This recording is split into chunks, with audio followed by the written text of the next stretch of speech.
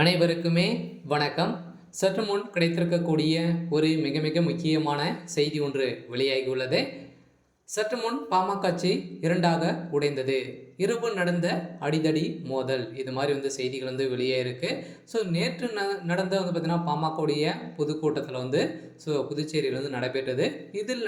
இதில் நடந்த சம்பவம் என்ன அப்படின்னு பார்த்தீங்கன்னா அப்பா மகனுக்கு இருவருக்குமே சண்டை முட்டிய சம்பவம். அங்கே இருந்து பார்த்தீங்கன்னா திடீர்னு அன்புமணி மேடையிலிருந்து கீழே இறங்கி பார்த்தீங்கன்னா அவர் கோதோடு வெளியே சென்ற சம்பவம் அங்கு பெரும் பரபரப்பையும் மக்களிடையே பெரும் அதிர்ச்சியை நிர்வாகிகளிடையே பெரும் அதிர்ச்சியை ஏற்படுத்தியிருந்தது.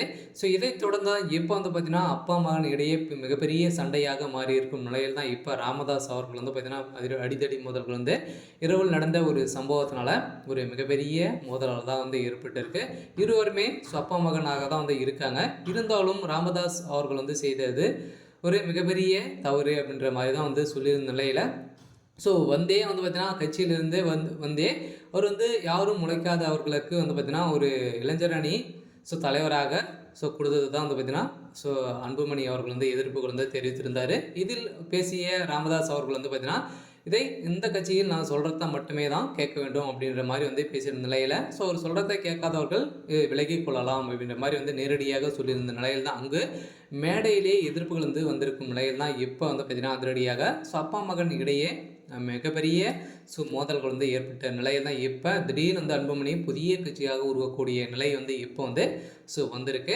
அதனால் பாமக பொதுக்கூட்டம் இன்று புதுச்சேரி நடைபெற்று இந்த கூட்டத்தில் பாமக நிறுவனர் ராமதாஸுக்கும் பாமக தலைவர் அன்புமணிக்கும் இடையே நேரடியாக வாக்குவாதம் நடைபெற்றதால் பரபரப்பு ஏற்படுத்தியது.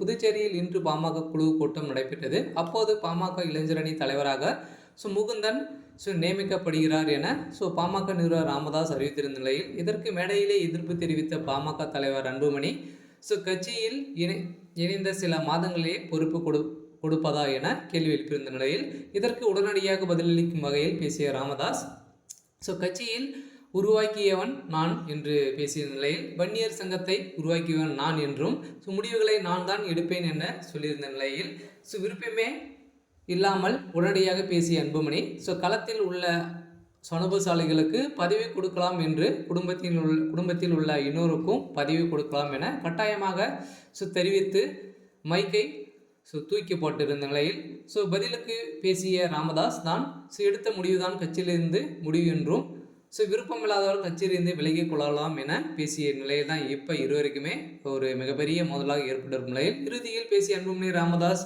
பனகுரியில் புதியதாக கட்டியுள்ள அலுவலகத்தில் இனி தொண்டர்கள் என்னை பார்க்கலாம் என கூறிய நிலையில் தான் அங்கு சலசலப்பை ஏற்பட்டிருக்கு. இதுதான் நேற்றிலிருந்தே ஒரு மிகப்பெரிய சம்பவங்களாக நடந்திருக்கு. சரி, ஓகே. இன்னைக்கான அப்டேட் இதுதான். மறக்காமல் நம்மளுடைய சேனலை சப்ஸ்கிரைப் பண்ணிக்கோங்க. தேங்க்யூ.